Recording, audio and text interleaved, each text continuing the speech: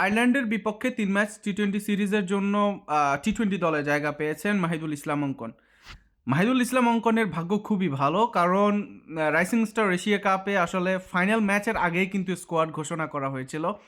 So final match যদি নির্বাচকরা দেখতো যে তার এই বাজে শর্ট সিলেকশনের কারণে সে দলকে খুবই প্রেসারে ঢেলে দিছে, তাহলে অন্তত মনে করি আমি নির্বাচকরা আসলে তাকে দলে নিত না।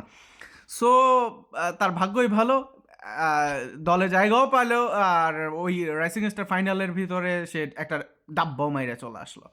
আরেকটা কথা বলি, এই বান্দাটার কথা বলি, সেটা হচ্ছে এই বান্দাটার লাস্ট কুমিল্লা ভিক্টোরিয়ান্স লাস্ট যে বিপিএলটা খেলছিল বরিশালের বিপক্ষে ফাইনালে গিয়ে এই বান্দা আর জাকের আলী অনিকের কারণেই কিন্তু কুমিল্লা ভিক্টোরিয়ান্স আসলে ম্যাচটা হারতে হয়েছিল, তাদের স্লো ব্যাটিংয়ের কারণে। একটা গুরুত্বপূর্ণ ফাইনাল ম্যাচে তারা মানে স্লো ব্যাটিং করতে করতে করতে কুমিল্লাকে একটা বাসে দিয়ে দিয়েছিল, নাহলে কুমিল্লা ওই সিজন জিততেও পারে।